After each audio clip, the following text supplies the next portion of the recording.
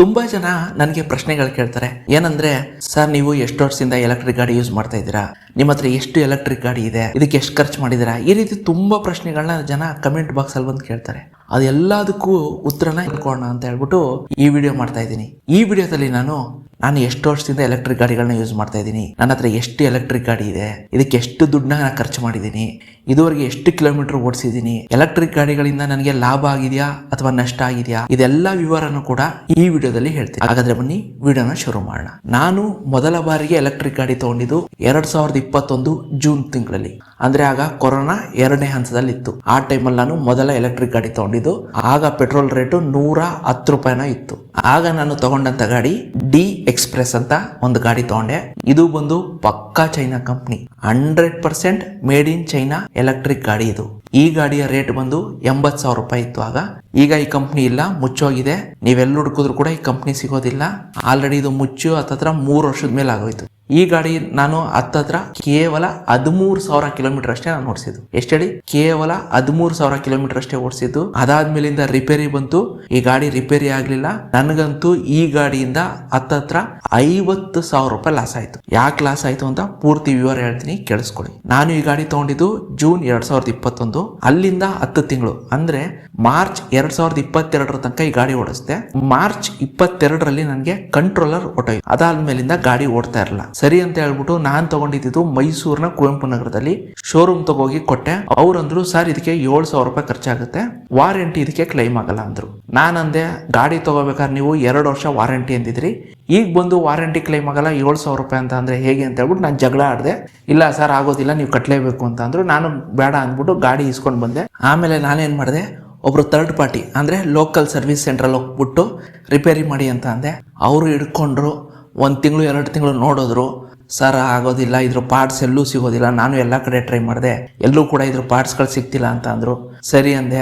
ಆಮೇಲಿಂದ ಗಾಡಿನ ಅವ್ರಿಗೆ ಬಿಟ್ಬಿಟ್ಟೆ, ತಗೊಳ್ಳಿ ನೀವೇ ತಗೊಳ್ಳಿ, ಇನ್ನೇನು ರಿಪೇರಿ ಆಗದಿದ್ಮೇಲೆ ಇನ್ನೇನು ಮಾಡೋದು ಅಂತ ಹೇಳ್ಬಿಟ್ಟು ಅಲ್ಲೇ ಬಿಟ್ಬಿಟ್ಟು ಬಂದ್ಬಿಟ್ಟೆ.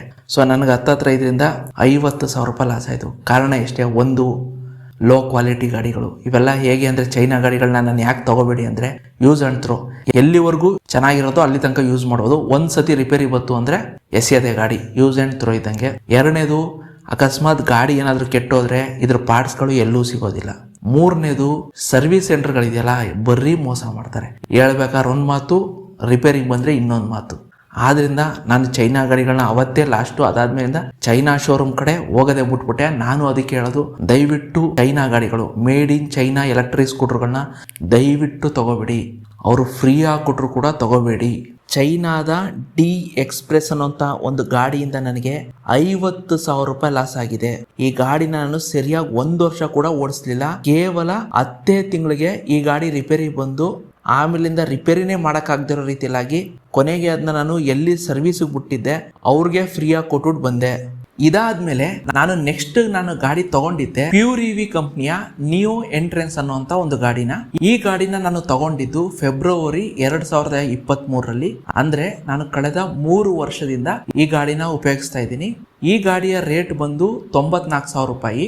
ಇದುವರೆಗೆ ನಾನು 46,000 ಕಿಲೋಮೀಟರ್ ಈ ಗಾಡಿನ ಓಡಿಸಿದ್ದೀನಿ. ಈ ಗಾಡಿ ಈಗ ಚೆನ್ನಾಗಿದೆಯಾ ಅಂದ್ರೆ ಪರವಾಗಿಲ್ಲ, ಚೆನ್ನಾಗಿದೆ, ಓಡ್ತಾ ಇದೆ. ಈ ಗಾಡಿಯಿಂದ ನನಗೇನಾದರೂ ಲಾಸ್ ಆಗಿದೆಯಾ ಅಂತ ಅನ್ನೋದಾದ್ರೆ, ಇಲ್ಲ, ನನಗೇನೂ ಲಾಸ್ ಆಗಿಲ್ಲ. ನಾನು ಹಾಕಿರೋ ದುಡ್ಡು ಪೂರ್ತಿ ರಿಕವರಿ ಆಗಿದೆ. ಆದರೆ ಈ ಗಾಡಿ ತಗೊಂಡ ಮೇಲೆ ನನಗೆ ಒಂದು ನೆಮ್ಮದಿ ಅನ್ನೋದು ಹಾಳಾಯಿತು. ನೆಮ್ಮದಿ ಅನ್ನೋದೇ ಇಲ್ಲ. ಯಾಕೆ ಅಂತ ಹೇಳ್ತೀನಿ. ನಾನು ಈ ಗಾಡಿ ತಗೊಂಡಿದ್ದು 2023 ಫೆಬ್ರವರಿಲಿ. ತಗೊಳ್ಳೋ ಸಮಯದಲ್ಲಿ ನನಗೆ ಗೊತ್ತಿರಲಿಲ್ಲ ಈ ಗಾಡಿಗೆ ಬೆಂಕಿ ಬೀಳುತ್ತೆ ಅಂತ. ತಗೊಂಡು 2 ತಿಂಗಳಾದ್ಮೇಲೆ ನನಗೆ ಗೊತ್ತಾಯ್ತು ಪ್ಯೂರ್ ಇವಿ ಗಾಡಿಗಳಿಗೆ ಬೆಂಕಿ ಬೀಳ್ತಿದೆ ಅಂತ. ಅವತ್ತಿಂದ ಇವತ್ತವರೆಗೂ ಅಂದ್ರೆ ಕಳೆದ 3 ವರ್ಷದಿಂದ ಪ್ರತಿ ಸಲ ಗಾಡಿಗೆ ಚಾರ್ಜ್ ಹಾಕಿದಾಗ ಏನೋ ಒಂಥರ ಭಯ, ಎಲ್ಲಿ ಗಾಡಿಗೆ ಬೆಂಕಿ ಬಿದ್ದುಬಿಡುತ್ತೋ ಅಂತ.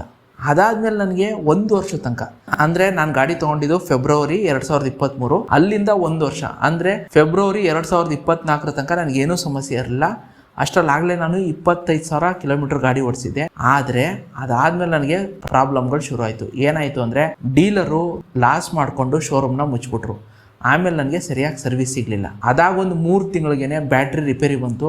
ಅದಕ್ಕಂತ ಹೇಳ್ಬಿಟ್ಟು ಒಂದು 5,000 ಖರ್ಚಾಯ್ತು.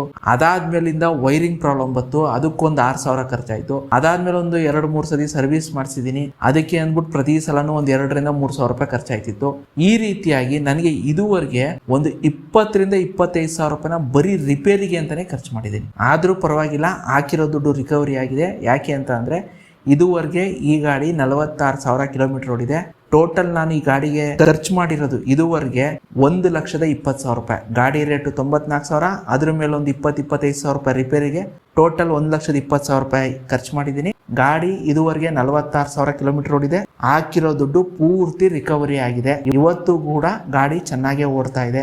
ಆದ್ರೆ ಸರ್ವಿಸ್ಗೆ ಏನಾದ್ರು ಬಂತು ಅಂದ್ರೆ ತುಂಬಾ ಕಷ್ಟ. ಸರ್ವಿಸ್ ಎಲ್ಲೂ ಸಿಗ್ತಿಲ್ಲ.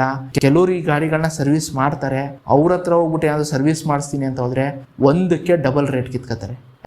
ಏಳು ಕುಂಡಲವಾಡ ಗೋವಿಂದ ಗೋವಿಂದ, ಅಯ್ಯ ವೆಂಕಟರಮಣ ಸ್ವಾಮಿ ಪಾದಾರವಿಂದಕ್ಕೆ ಗೋವಿಂದ ಗೋವಿಂದ. ಯಾಕಂದ್ರೆ ಅವ್ರಿಗೂ ಗೊತ್ತು ಇದ್ರ ಶೋರೂಮ್ಗಳೆಲ್ಲ ಮುಚ್ಚೋಗಿದೆ, ಈಗ ನಾವು ಎಷ್ಟು ಕೇಳಿದ್ರು ಕೊಡ್ತಾರೆ ಅನ್ನೋ ಮಟ್ಟಿಗೆ ಅವರು ಚೆನ್ನಾಗಿ ಕಿತ್ಕೋತಾರೆ. ಆದ್ರಿಂದ ನೀವೇನಾದ್ರೂ ಇಂಥ ಕಂಪ್ನಿ ಗಾಡಿಗಳು, ಇದು ಪ್ಯೂರ್ ರಿವ್ಯೂ ಒಂದೇ ಅಂತಲ್ಲ, ಇಂಥ ತುಂಬಾ ಇದೆ ಇಂಡಿಯಾದಲ್ಲಿ. ಉದಾಹರಣೆಗೆ ಬೌನ್ಸ್ ಇರ್ಬೋದು, ಹೀರೋ ಎಲೆಕ್ಟ್ರಿಕ್ ಇರ್ಬೋದು, ಕೆನೆಟಿಕ್ ಇರ್ಬೋದು, ಜಾಯ್ ಎಲೆಕ್ಟ್ರಿಕ್ ಇರ್ಬೋದು, ಅದಾದ್ಮೇಲೆ ಜಿತೇಂದ್ರ ಅಂತ ಒಂದು ಕಂಪ್ನಿ ಇತ್ತು, ಅದಿರ್ಬೋದು. ಈ ರೀತಿ ಅನೇಕ ಕಂಪ್ನಿಗಳಿದೆ. 100ಕ್ಕೂ ಹೆಚ್ಚು ಕಂಪ್ನಿಗಳು ಇಂಡಿಯಾದಲ್ಲಿದೆ. ಇವರೆಲ್ಲರದು ಒಂದೇ ಪ್ರಾಬ್ಲಮ್ಮು, ಡೀಲರ್ಗಳು ಶೋರೂಮ್ಗಳೇನು ಮಾಡ್ತಾರೆ ಗೊತ್ತಾ, 1 ವರ್ಷ 2 ವರ್ಷದ ತನಕ ಡೀಲರ್ಗಳು ಶೋರೂಮ್ ನಡೆಸ್ತಾರೆ. ಅದಾದ್ಮೇಲೆ ಅವ್ರು ಅನ್ಕೊಂಡಂಗೆ ಗಾಡಿ ಓಡಲ್ಲ, ಲಾಸ್ ಮಾಡ್ಕೋತಾರೆ, ಶೋರೂಮ್ ಮುಚ್ಚಿಬಿಡ್ತಾರೆ. ಅದಾದ್ಮೇಲೆ ನಿಮಗೆ ಸರಿಯಾಗಿ ಸರ್ವಿಸ್ ಸಿಗಲ್ಲ. ಪ್ರತಿಯೊಂದು ಸರ್ವಿಸ್ಗೂ ನಾಯಿ ಥರ ಅಲಿಬೇಕಾದಂಥ ಪರಿಸ್ಥಿತಿ. ಅದಾದ್ಮೇಲೆ ನಿಮ್ಗೆ ಏನಾದರೂ ಸಣ್ಣ ಪುಟ್ಟ ರಿಪೇರಿ ಬಂದರೂ ಕೂಡ ಹೋಗಿ ಎಲ್ಲಾದರೂ ಆಚೆ ಕಡೆ ಸರ್ವಿಸ್ ಮಾಡಿಸ್ತೀನಿ ಅಂತ ಹೋದರೆ ಒಂದಕ್ಕೆ ಡಬಲ್ ಕಿತ್ಕೋತಾರೆ. ಮತ್ತು ನಿಮಗೆ ಸರ್ವಿಸು ಅಷ್ಟೇ ಸರಿಯಾಗಿ ಹತ್ತಿರದಲ್ಲಿ ಎಲ್ಲೂ ಸಿಗಲ್ಲ. ಈಗ ನಾನೇನಾದರೂ ಈ ಗಾಡಿನ ಸರ್ವಿಸ್ ಮಾಡಿಸ್ಬೇಕು ಅಂದರೆ ಬೆಂಗಳೂರಿಂದ ಕರೆಸ್ಬೇಕು. ಈ ರೀತಿ ಅನೇಕ ಸಮಸ್ಯೆಗಳಿದೆ. ಸೊ ನಾನೇನು ಹೇಳೋದು ಅಂದರೆ ಇಂಥ ಕಂಪ್ನಿ ಗಾಡಿಗಳನ್ನ ದಯವಿಟ್ಟು ಅವಾಯ್ಡ್ ಮಾಡಿ. ಯಾಕಂದರೆ ಗಾಡಿ ಚೆನ್ನಾಗಿದೆ, ನಾನು ಗಾಡೀಲಿ ಏನೂ ಪ್ರಾಬ್ಲಮ್ ಇದೆ ಅಂತ ಹೇಳ್ತಿಲ್ಲ, ಗಾಡಿ ಚೆನ್ನಾಗಿದೆ. ಯಾಕಂದರೆ ಇದುವರೆಗೆ 46,000 ಕಿಲೋಮೀಟರ್ ಓಡಿದೆಯಲ್ಲ, ಗಾಡಿ ಚೆನ್ನಾಗಿದೆ. ಆದರೆ ಸರ್ವಿಸ್ ಸಿಗಲ್ಲ. ಅದಕ್ಕೆ ನಾನು ಏನು ಹೇಳೋದು ಅಂದರೆ ದಯವಿಟ್ಟು ಇಂಥ ಗಾಡಿಗಳನ್ನ ಆದಷ್ಟು ಅವಾಯ್ಡ್ ಮಾಡಿ.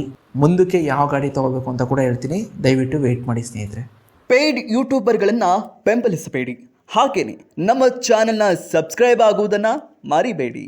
ಅದಾದ್ಮೇಲಿಂದ ನಾನು ತಗೊಂಡಂಥ ಗಾಡಿನೇ TVS iQube S ಮಾಡಲ್. ಇದು ನನ್ನ 3ನೇ ಗಾಡಿ, TVS iQube S ಮಾಡಲ್. ಈ ಗಾಡಿಯ ರೇಟ್ ಬಂದು 1,37,000 ರೂಪಾಯಿ. ಇದುವರೆಗೆ ನಾನು 49,000 ಕಿಲೋಮೀಟರ್ ಈ ಗಾಡಿನ ಓಡಿಸಿದ್ದೀನಿ. 1,000 ಕಿಲೋಮೀಟರ್ 50,000 ಆಗೋಕೆ, 50,000 ಕಿಲೋಮೀಟರ್ ಓಡಿಸಂಗೆ ಅದ್ರ ಬಗ್ಗೆ ಇನ್ನೊಂದು ವಿಡಿಯೋ ಮಾಡ್ತೀನಿ. ಅಷ್ಟೇ ಅಲ್ಲದೆ ಗಾಡಿ ತಗೊಂಡು 3 ವರ್ಷ ಆಗಿದೆ, ಆದ್ರೂ ಕೂಡ ಕೆಲವರು ಸರ್ ಹೊಸ ಗಾಡಿನ ಅಂತ ಕೇಳ್ತಾರೆ. ಅಷ್ಟು ಚೆನ್ನಾಗಿದೆ ಗಾಡಿ ಮಾತ್ರ. ಈ ಗಾಡಿನ ನಾನು ಕಳೆದ 3 ವರ್ಷದಿಂದ ಓಡಿಸ್ತಾ ಇದ್ದೀನಿ.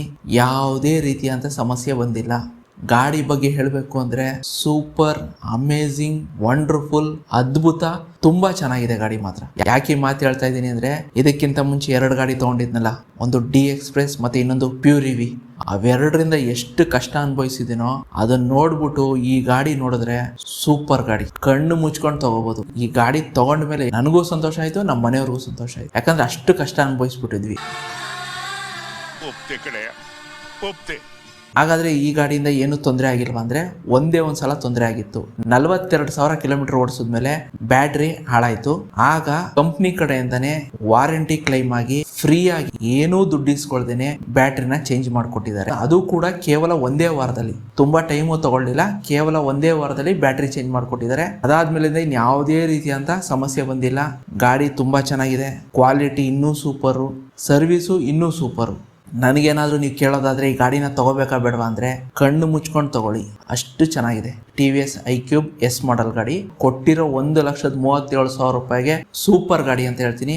ಅಷ್ಟೇ ಅಲ್ಲದೆ ನಾ ಏನ್ ದುಡ್ಡು ಕೊಟ್ಟಿದ್ದೀನಿ ಅಷ್ಟನ್ನು ಕೂಡ ನಾನು ರಿಕವರಿ ಮಾಡ್ಕೊಂಡಿದ್ದೀನಿ. ನನಗೆ 1 ರೂಪಾಯಿ ಲಾಸ್ ಆಗಿಲ್ಲ. ಅಷ್ಟೇ ಅಲ್ಲದೆ ಲೆಕ್ಕದ ಪ್ರಕಾರ ನನಗೆ 5,000 ರೂಪಾಯಿ ಅಷ್ಟು ಪ್ರಾಫಿಟ್ ಆಗಿದೆ ಇದುವರೆಗೆ. ಯಾಕಂದ್ರೆ 1 ಕಿಲೋಮೀಟರ್ ನೀವು ಪೆಟ್ರೋಲ್ ಗಾಡಿ ಓಡಿಸ್ತೀನಿ ಅಂದ್ರೆ ಹತ್ರ 3 ರೂಪಾಯಿ ಖರ್ಚಾಗುತ್ತೆ. ಆ ಲೆಕ್ಕದಲ್ಲಿ ನೀವೇನಾದ್ರೂ ಹೋದ್ರೆ ನನಗೆ ಮಿನಿಮಮ್ ಅಂದ್ರೂ ಒಂದು 5,000 ರೂಪಾಯಿ ತನಕ ನನಗೆ ಪ್ರಾಫಿಟ್ ಆಗಿದೆ TVS iQube ಕಡೆಯಿಂದ. ಸಮಸ್ಯೆ ಅಂತ ಏನೂ ಇಲ್ಲ. ಈಗಾಗಲೇ ನಾನು 3 ರಿವ್ಯೂ ವಿಡಿಯೋನ ಈ ಗಾಡಿ ಮೇಲೆ ಹಾಕಿದ್ದೀನಿ. ದಯವಿಟ್ಟು ಆ ವಿಡಿಯೋಗಳನ್ನ ಹೋಗಿ ನೋಡಿ, ಆಗ ನಿಮಗೆ ಇನ್ನೂ ಡೀಟೇಲ್ ಆಗಿ ಗೊತ್ತಾಗುತ್ತೆ. ಗಾಡಿ ಮಾತ್ರ ತುಂಬ ಚೆನ್ನಾಗಿದೆ, ಕಣ್ಣು ಮುಚ್ಕೊಂಡು ತಗೋಬೋದು. ಅದಾದಮೇಲೆ ನಾನು ತಗೊಂಡಂಥ 4ನೇ ಗಾಡಿ ಹೀರೋ ವೀಡಾ VX2 ಪ್ಲಸ್. ಈ ಗಾಡಿನ ನಾನು ತಗೊಂಡಿದ್ದು ಹೋದ ವರ್ಷ ಅಂದರೆ 2025 ಸೆಪ್ಟೆಂಬರ್ ತಿಂಗಳಲ್ಲಿ. ಈ ಗಾಡಿಯ ರೇಟ್ ಬಂದು 1,09,000. ಇದುವರೆಗೆ ನಾನು 22,000 ಕಿಲೋಮೀಟರ್ ಈ ಗಾಡಿನ ಓಡಿಸಿದ್ದೀನಿ. ನಾನು ಇನ್ನೂ ಕನಿಷ್ಠ ಒಂದು 20,000 ಕಿಲೋಮೀಟರ್ ಓಡಿಸಿದ್ರೆ ನಾನು ಹಾಕಿರೋ ದುಡ್ಡು ರಿಕವರಿ ಆಗುತ್ತೆ. ಈ ಗಾಡಿಯಿಂದ ನನಗೇನಾದರೂ ತೊಂದರೆ ಆಗಿದೆಯಾ ಅಂತ ಕೇಳಕ್ಕೆ ಹೋದರೆ ಒಂದೇ ಒಂದು ತೊಂದರೆ ಆಗಿದೆ. ಏನಪ್ಪಾ ಅಂದರೆ ಸರಿಯಾಗಿ ಸರ್ವಿಸ್ ಸಿಕ್ಕಿಲ್ಲ.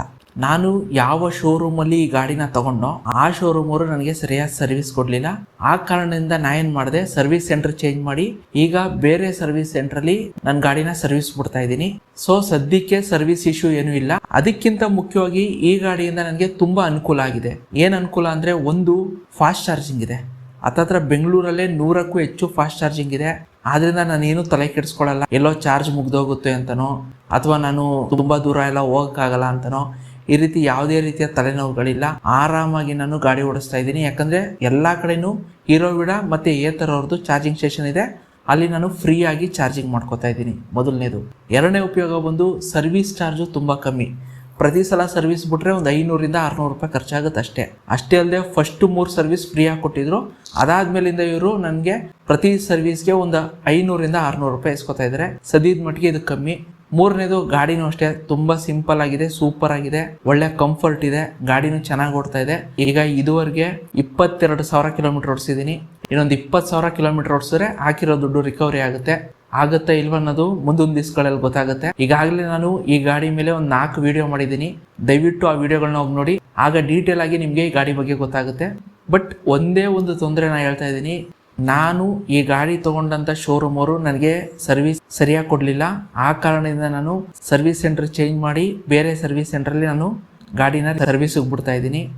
ನೀವು ಅಷ್ಟೇ ಈ ಗಾಡಿನ ಏನಾದರೂ ತಗೋಬೇಕು ಅಂದ್ಕೊಂಡಿದ್ರೆ ದಯವಿಟ್ಟು ಸರಿಯಾಗಿ ಸರ್ವಿಸ್ ಕೊಡುವಂಥ ಶೋರೂಮಲ್ಲೇ ಗಾಡಿನ ತಗೊಳ್ಳಿ. ಯಾಕೆ ಈ ಮಾತು ಹೇಳ್ತಾ ಇದ್ದೀನಿ ಅಂದರೆ, ಎಲೆಕ್ಟ್ರಿಕ್ ಗಾಡಿಗಳಿಗೆ ಅತಿ ಮುಖ್ಯವಾಗಿ ಬೇಕಾಗಿರೋದು ಸರ್ವಿಸು. ಯಾವ ಕಂಪ್ನಿ ಸರಿಯಾಗಿ ಸರ್ವಿಸ್ ಕೊಡುತ್ತೋ ಆ ಕಂಪ್ನಿ ಗಾಡಿಗಳನ್ನ ಮಾತ್ರ ತಗೊಳ್ಳಿ. ಅಷ್ಟೇ ಅಲ್ಲದೆ ಯಾವ ಶೋರೂಮ್ ಅವರು ಸರಿಯಾದಂಥ ಸರ್ವಿಸ್ ಕೊಡ್ತಾರೋ ಆ ಶೋರೂಮ್ಗಳಲ್ಲೇ ಎಲೆಕ್ಟ್ರಿಕ್ ಗಾಡಿಗಳನ್ನ ತಗೊಳ್ಳಿ. ಸರಿಯಾಗಿ ಸರ್ವಿಸ್ ಕೊಡ್ತಿಲ್ಲ ಅಂದರೆ ದಯವಿಟ್ಟು ಅಂಥ ಗಾಡಿಗಳನ್ನ ತಗೋಬೇಡಿ. ಸದ್ಯದ ಮಟ್ಟಿಗೆ ಹೀರೋ ವಿಡ ಗಾಡಿನ ಪರವಾಗಿಲ್ಲ, ಚೆನ್ನಾಗಿದೆ. ಸರಿಯಾದಂಥ ಸರ್ವಿಸ್ ಸಿಗುವಂಥ ಶೋರೂಮ್ ಏನಾದರೂ ನಿಮಗೆ ಸಿಕ್ಕಿದ್ರೆ ಖಂಡಿತವಾಗ್ಲೂ ಈ ಗಾಡಿನ ನೀವು ತಗೋಬೋದು. ಕೊನೆ ಮಾತು, ನಾನು ಕಳೆದ 5 ವರ್ಷದಿಂದ 4 ಎಲೆಕ್ಟ್ರಿಕ್ ಸ್ಕೂಟರ್ಗಳನ್ನ ಓಡಿಸಿದ್ದೀನಿ. ಈ 4 ಎಲೆಕ್ಟ್ರಿಕ್ ಸ್ಕೂಟರ್ಗೆ ಅಂತಲೇ ಬರೋಬ್ಬರಿ 4,19,000 ರೂಪಾಯಿ ಖರ್ಚು ಮಾಡಿದ್ದೀನಿ. ಈ 4 ಎಲೆಕ್ಟ್ರಿಕ್ ಸ್ಕೂಟ್ರಿಂದ 5 ವರ್ಷದಲ್ಲಿ 1,30,000 ಕಿಲೋಮೀಟರ್ ಓಡಿಸಿದ್ದೀನಿ. ಒಂದು ಎಲೆಕ್ಟ್ರಿಕ್ ಸ್ಕೂಟ್ರಿಂದ 50,000 ರೂಪಾಯಿ ಲಾಸು ಮಾಡ್ಕೊಂಡಿದ್ದೀನಿ. ಒಂದು ಎಲೆಕ್ಟ್ರಿಕ್ ಸ್ಕೂಟ್ರಿಂದ 5,000 ರೂಪಾಯಿ ಲಾಭನೂ ಮಾಡಿದ್ದೀನಿ. ಈ ಎಲ್ಲ ನನ್ನ ಅನುಭವದ ಮೇಲೆ ನಾನು ನಿಮಗೆ 3 ಮಾತು ಹೇಳ್ತೀನಿ. ಮೊದಲನೇದು, ದಯವಿಟ್ಟು ಮೇಡ್ ಇನ್ ಚೈನಾ ಗಾಡಿಗಳನ್ನ ತಗೋಬೇಡಿ. ಲೋ ಕ್ವಾಲಿಟಿ ಇರೋಂಥ ಎಲೆಕ್ಟ್ರಿಕ್ ಗಾಡಿಗಳನ್ನ ತಗೋಬೇಡಿ. ಎರಡನೇದು, ದಯವಿಟ್ಟು ಎಲೆಕ್ಟ್ರಿಕ್ ಗಾಡಿಗಳನ್ನ ತಗೊಳ್ಳೋ ಸಮಯದಲ್ಲಿ ಶೋರೂಮ್ನ ನೋಡಿ. ಶೋರೂಮಲ್ಲಿ ತಿಂಗಳಿಗೆ ಒಂದು 10-15 ಎಲೆಕ್ಟ್ರಿಕ್ ಸ್ಕೂಟರ್ಗಳು ಸೇಲ್ ಆಗ್ತಾ ಇದೆ ಅಂದರೆ ಅಂಥ ಶೋರೂಮಲ್ಲಿ ಗಾಡಿ ತಗೊಳ್ಳಿ. ಇಲ್ಲ ಅಂದರೆ ಮುಂದಕ್ಕೊಂದು ದಿವಸ ಆ ಶೋರೂಮ್ ಅವರು ಲಾಸ್ ಮಾಡಿಕೊಂಡು ಶೋರೂಮ್ನ ಮುಚ್ಕೋ ಹೋಗ್ತಾರೆ. ಆಗ ನಿಮಗೆ ಸರಿಯಾಗಿ ಸರ್ವಿಸ್ ಸಿಗೋದಿಲ್ಲ. ಮೂರನೇದು, ದಯವಿಟ್ಟು ತಗೊಳ್ಬೇಕಾದ್ರೆ ಬ್ರ್ಯಾಂಡೆಡ್ ಕಂಪ್ನಿಯ ಎಲೆಕ್ಟ್ರಿಕ್ ಸ್ಕೂಟರ್ಗಳನ್ನೇ ತಗೊಳ್ಳಿ. ನಾನು ಒಟ್ಟು 4 ಕಂಪ್ನಿನ ರೆಕಮೆಂಡ್ ಮಾಡ್ತೀನಿ. ಮೊದಲನೇದು TVS, ಎರಡನೇದು ಏತರ್, ಮೂರನೇದು ಬಜಾಜ್, ನಾಲ್ಕನೇದು ಹೀರೋ ವಿಡ. ತಗೊಳ್ಳೋದಾದರೆ ಈ 4 ಕಂಪ್ನಿ ಗಾಡಿನೇ ತಗೊಳ್ಳಿ. ಇದು ಬಿಟ್ಟು ಬೇರೆ ಕಂಪ್ನಿ ಗಾಡಿಗಳನ್ನ ಆದಷ್ಟು ಅವಾಯ್ಡ್ ಮಾಡಿ. ಎಲೆಕ್ಟ್ರಿಕ್ ಗಾಡಿಗಳನ್ನ ತಗೋಬೋದಾ ಅಂತ ನೀವು ನಮಗೆ ಕೇಳೋದಾದರೆ ಖಂಡಿತವಾಗ್ಲೂ ನೀವು ಎಲೆಕ್ಟ್ರಿಕ್ ಗಾಡಿಗಳನ್ನ ತಗೋಬೋದು. ನಂಬಿಕೆ ಇಟ್ಟು ಎಲೆಕ್ಟ್ರಿಕ್ ಗಾಡಿಗಳನ್ನ ತಗೊಳ್ಳಿ. ಖಂಡಿತವಾಗ್ಲೂ ನಿಮಗೆ ಲಾಭ ಆಗುತ್ತೆ. ಆದರೆ ತಗೋಬೇಕಾದ್ರೆ ಒಳ್ಳೆ ಕ್ವಾಲಿಟಿ ಇರೋಂಥ ಎಲೆಕ್ಟ್ರಿಕ್ ಸ್ಕೂಟ್ರನ್ನೇ ತಗೊಳ್ಳಿ. ಅಷ್ಟೇ.